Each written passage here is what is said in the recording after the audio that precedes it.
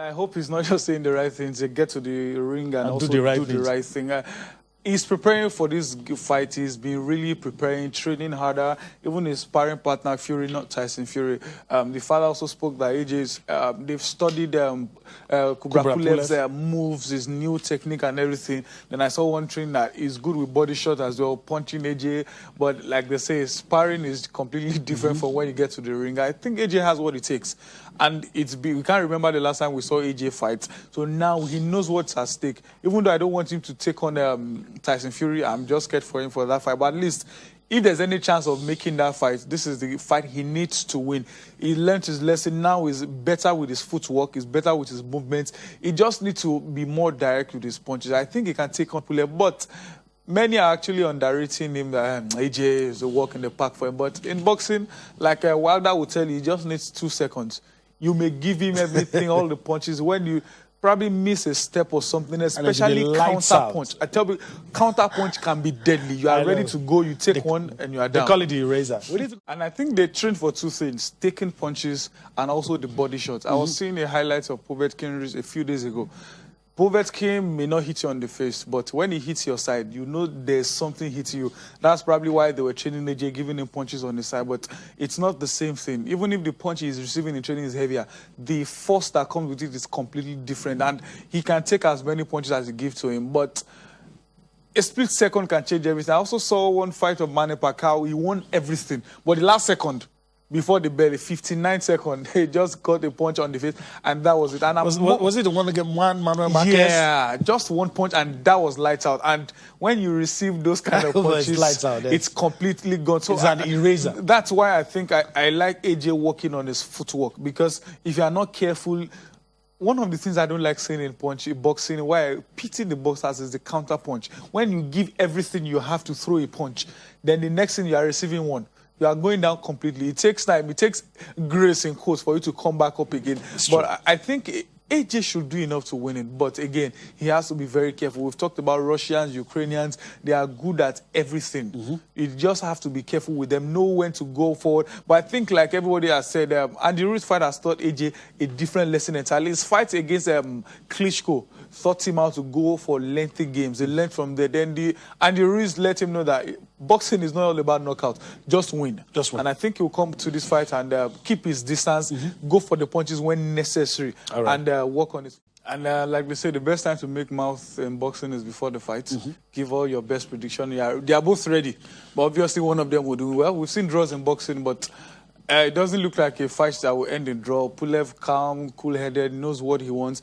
AJ, he's got all the fan base, talking tough and all. But it will definitely be an interesting fight to watch. The best way to watch as a neutral. Yes, it's good as Nigerians. Some or many of us want AJ, but if you go all AJ, you may even be biased to see some things that are going on. So just watch the fights, enjoy yourself. Whatever happens, hopefully AJ wins. And if he loses, we'll definitely come to dissect the basic reasons why he lost. Maybe he missed 1 or 2 things. But again, I hope he has what it takes to receive punches, because Pulev would definitely give it to him. All right. It's good to be back again. Interestingly, at a period where the boys in Europe are now separated from the men, where after match day 4, some were 4th, some were bottom. But interestingly, those that were top of the table then are now with the Thursday night. Okay, today's Thursday night boys. Then those that we thought that Real Madrid would be out, and now those. So it shows that there's beauty in football, and well, the sad stories of the dead football legends now. But like they say, it's a that's where we're starting from. At least the 2006 World Cup, and you saw Del Hono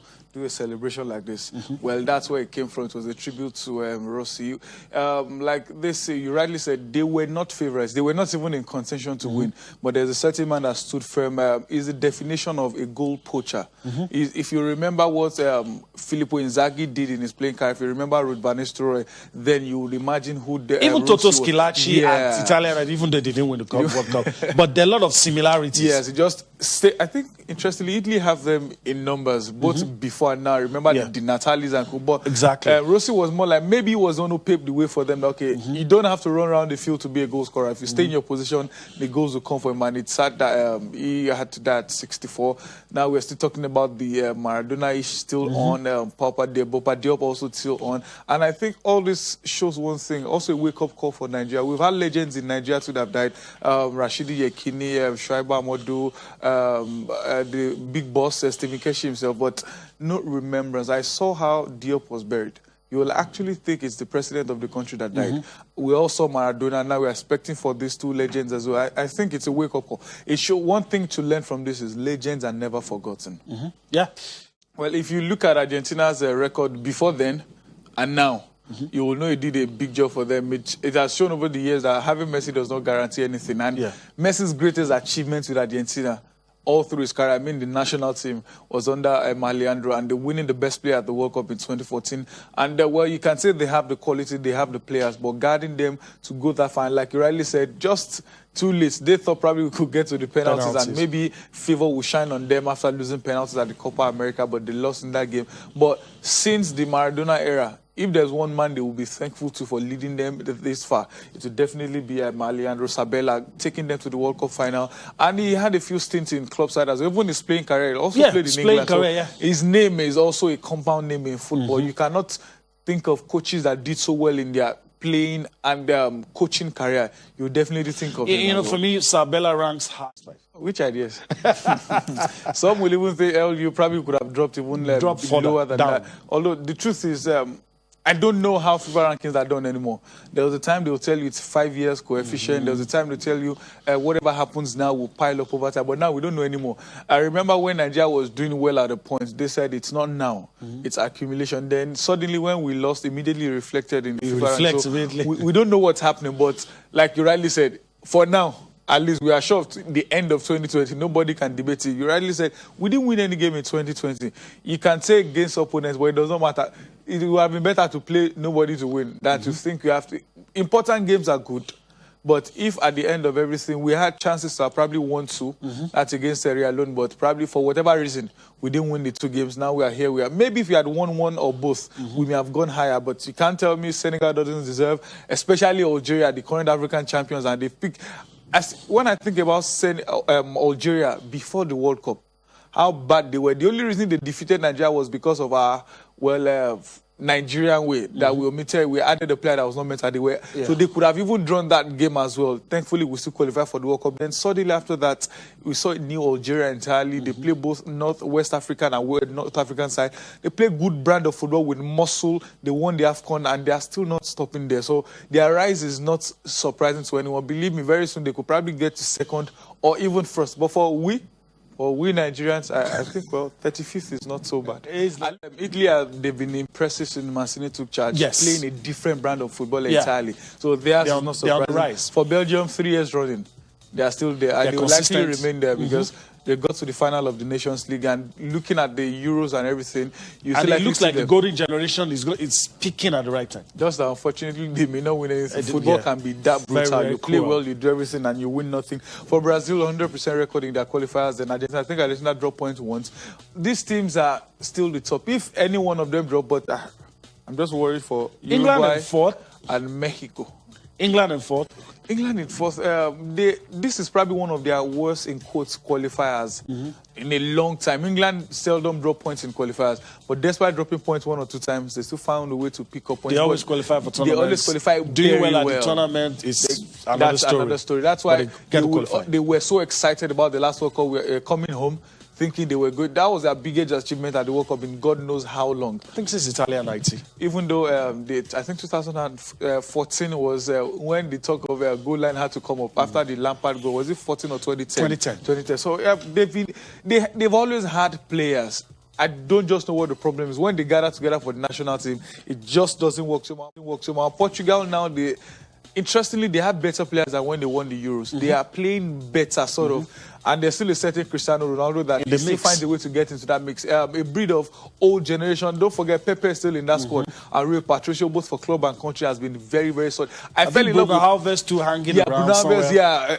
Diogo Jota, the Liverpool sensation. But I fell in love with Rui Patricio after what he did for Carly Keme, telling them he was never going to wear #1 just to honor him. So Portugal and the younger generations are coming in step by step, thanks to the likes of Wolverhampton Wanderers. bringing everybody together. So look at Bruno. I tell you, Bruno is not the spectacular midfielder you expect, but he knows his strength, and it's around that box.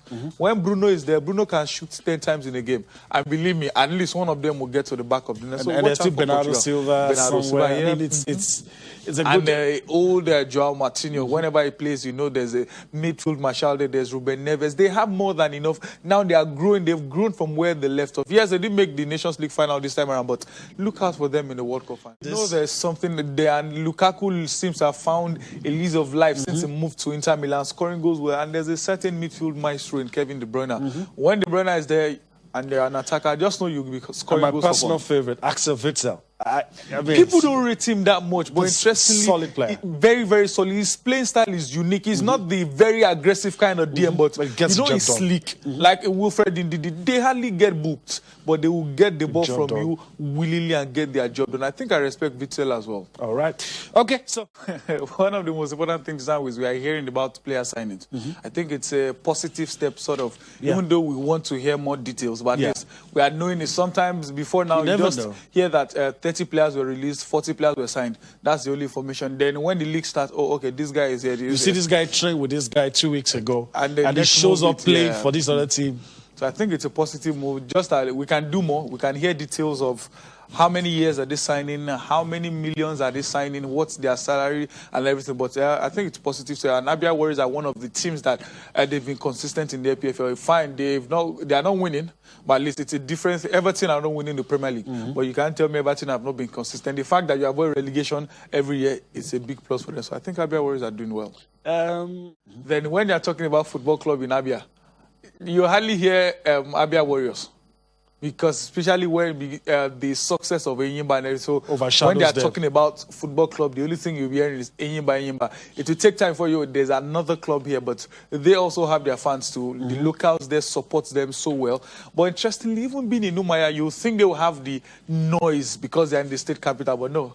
It's those in Aba that talk more, like you rightly said, based on the success of Enyimba, and that can never be underrated. At least even especially with Olorunleke Ojo, well experienced in the NPFL, they've been there, done that. So I think they could do winning the league. I'm not sure, but like we have here, winning the FA Cup is also another route to get into Europe. On the continent. So even if you can't do so well, if you can't break in the NPFL for the first few games, everyone is very close. It's from maybe March the 20th we start knowing the boys from men. But at least giving your best in cup. That's what some other teams in Europe do. If they know, okay, these are top 2, top 3 teams that can win the league, give your best in the cup. When you win, you have another route of playing continental football. Last season, Lazara United are one of the teams that really, really struggled in the NPFL. They wallowed in the relegation waters all through the season. Fortunately for them, no relegation, even though there were talks at the point that they would drop them to the lower division.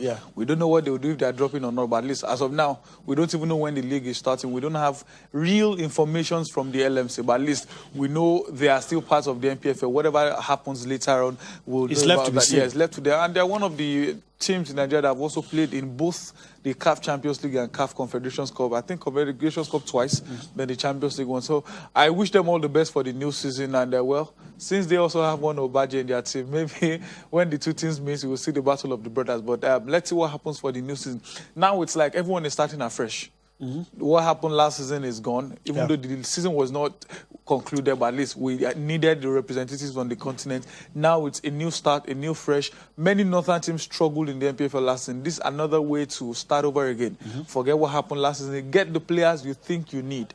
Not doing the norm of, okay, let's just release some players. But the most important thing is I wish they can always give us details about contracts. Because there was a time, I think 2 seasons ago, we heard a story of a player left his club that his wife was sick, maybe sick or dead, that needed to go home or something. Then they said they didn't see him again until they played another club 6 months later and they saw the same player there. So, but the condition will be, do I have contract with you? No. Everything is shrouded in secrecy. Yeah. Like they say in local balance, all die and I die now. The new season, everybody would have, especially those on the continent, you know how much break they will have, and you will have maybe 4 or 5 outstanding matches. Now you have to give your best because in the NPFL, away matches are difficult to win. Then now that everyone is starting again, it's more like away teams, especially from match day 1, will try to give their best, even if I can't win, get a draw. But if you start losing points from home, you know you have problems come the new season. There to see. And he talked about them winning some preseason friendlies, 5-0. But one thing I've seen in football, at least European football, many managers use the preseason games to test one or two players. That's why you see sometimes you see many players that will likely not even play in the new season. Get the opportunity. Get the opportunity. So the coach can make up his mind. Real Madrid striker Mariano Diaz convinced the coach in a preseason against Chelsea when he scored, I think, from like 40 yards. So that's what the preseasons are for, not the result in particular. United defeated Real Madrid in America, but lost in the Super Cup. So preseason is meant to test you, especially players that are not sure. If, how can I put it, there are some players that no matter what happens, we've talked about Bruno Fernandes, if he does not play a single preseason match, when he's fit, he will start. So there are some players that they are set to play whenever happens, but those are not sure. Just check one or two players. Preseason is when you adjust your formation. If you feel maybe 4-4-2 is not working, you can switch to a 3-5-2, 4-3-3, whatever. That's what preseason is meant for, because when the season starts, especially the first few games, you cannot lose 3 games on the bounce and start thinking about switching. No, you have to go for what works for you. Preseason is when you have, so you may defeat those teams in preseason. There's no guarantee you will beat all of them. It is not a sure thing that you are ready for the new season. Have you seen the kind of players you want? Have you seen your playing style? Depending on opponents, sometimes you can switch your style. You may play 4-3-3 against 10 teams and decide to switch against another. So that's what preseason is for. I like that they are winning. It's important to win games. But at the same time, are they learning from the mistake they made last season? If not, you can win as many games in preseason as you want to. But come the new season, go back to where you left us. So I wish them all the best in the new season. But one thing I like that they did, first off, you remember they couldn't play last season due to whatever reason. Some things were not ready with regulations, restrictions, and everything. And COVID-19 came, they had to put everything to stop. But now, they stood by their word that if you are not ready, regulations and everything, you are going to the lower division. Some clubs say, okay, it's a normal thing. We say all the time. Then they just came up, deadline, and on deadline day, they sent, I think 3 or 5 clubs to the lower division. That's a wake-up call. And they said we will start date 9th of December, and here we are, we have results of games. So I think it's interesting that they've started. I hope they finish as well. They also they've had challenges over the years, but now they've had some games and we are seeing away wins. Remember last season, even in the NPFL, we had lots of away wins, more than ever before. And the Women League, day one, we've had away wins. 2 away wins. So I like that a coach is coming out to say, well, we'll learn from it. We've seen our errors. We saw where we missed our chances. Hopefully we'll learn from it and grow. These are the kind of things we love to see. Remember, despite the away wins, we didn't hear talks of maybe violence. You can say fans are not there. Sometimes last season, fans were not there when violence happened outside. So let's enjoy the games. And again, a wake-up call for the NPFL. We are not hearing regulations anymore from LMC. I hope what the women did would, well, they say what the men can do, a woman can do better. I hope what the women did will be a call to the LMC that even if we have 10 clubs that are ready, let's go ahead. One thing I like that they did, first off, you remember they couldn't play last season due to whatever reason. Some things were not ready with regulations, restrictions, and everything.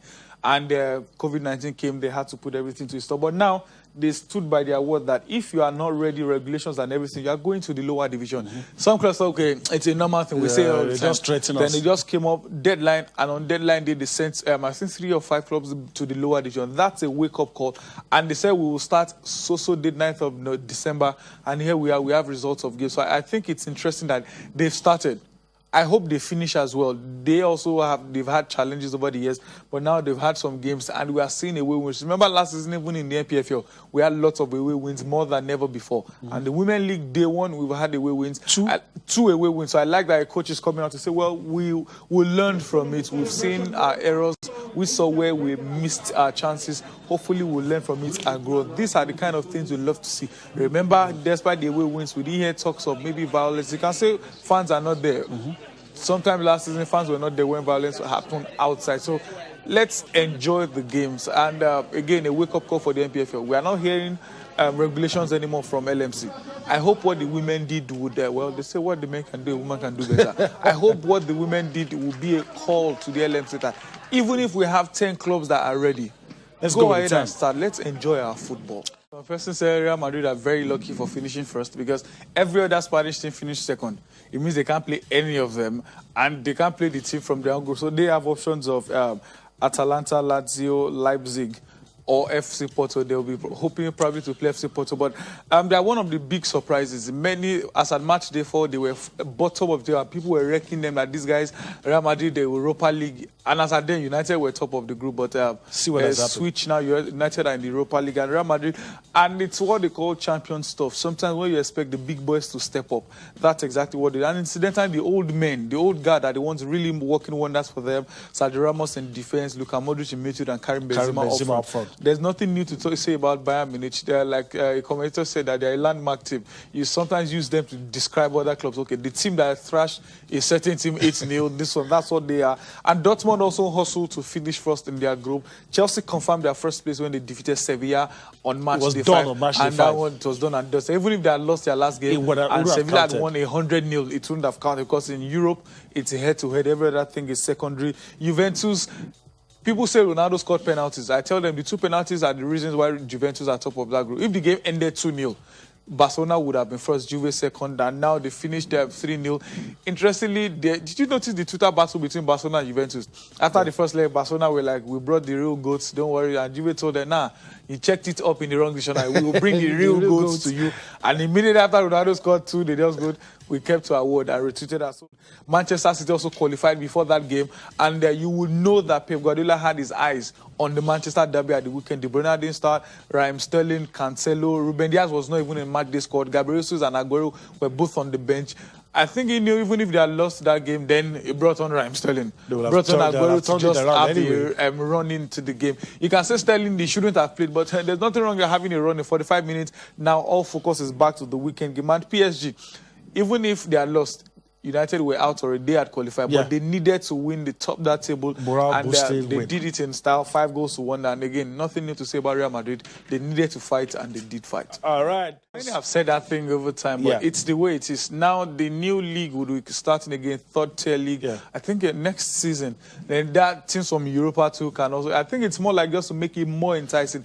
Europa League became much more interesting when winners have direct access to Champions League, and that's a lot of teams take it seriously. So there's nothing wrong in that. And trust me, all of these teams are thinking, well, if we don't do well in our league, we might just... Remember before, teams in Champions League don't even get to finals in Europa. Even semi-finals, they don't. But now, when you know there's something at stake, especially teams that they are just there in their league, they will give everything to get to the final win. Teams like Tottenham, Spurs, All right. It would have been interesting if Iran the last and tried to match Schmeichel's 13 wins in a year. But whatever happens, like you said, is one, just go for a jolly ride. Have That's fun, what it's going to be. Just a stroll in the park. I think he may even set probably lap record or whatever. This time I just want to show off. Go all out, enjoy the race. Even if he finish at the bottom, it still won't matter. He's won everything. But I think going for the last race of the year to definitely, it could mean a little to him that let me give my best and show that COVID-19's got nothing on me. Go there, have fun, possibly win your race, enjoy yourself. Believe me, win or lose, Hamilton will celebrate that. All right. Going by the saying of, it's not the car, it's the man behind the wheel. I don't think Mercedes-Benz want to lose. In fact, the battle has been on for a long time, but now the season is ending. They have to find a way to settle because everybody wants Hamilton right now. Ferrari will give everything possible to grab him from Mercedes, and Mercedes know that. And interesting, anyone that will steal Hamilton away will pay more. Much more than. So they have to just find a way, come to an agreement, sort it out, but I think he will stay with them. It's just, now the season is ending, they just 1 or 2 Maybe days. Employ for more money. We've seen it over time in football. I want to leave, Get a little tip, and they say, so I think that's what will happen with Mercedes. Okay, all right. So, Toto Wolff and all the other guys know what to do to keep their man and ensure that the record breaker remains with Mercedes. All right, that's it. That's a wrap on the show tonight with that Formula One story. We've come across the finish line.